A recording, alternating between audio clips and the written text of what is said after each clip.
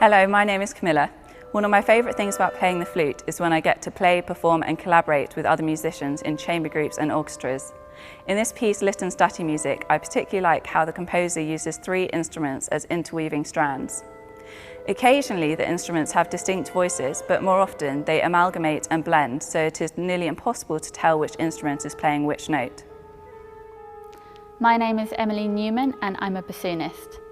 We have been exploring new music for wind trio featuring flute, clarinet and bassoon. Liten Statymusik translates to little statue music.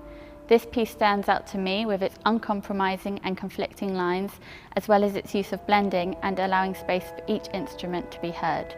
This piece is very different from the other repertoire written for this combination of instruments, and it is very rewarding to play.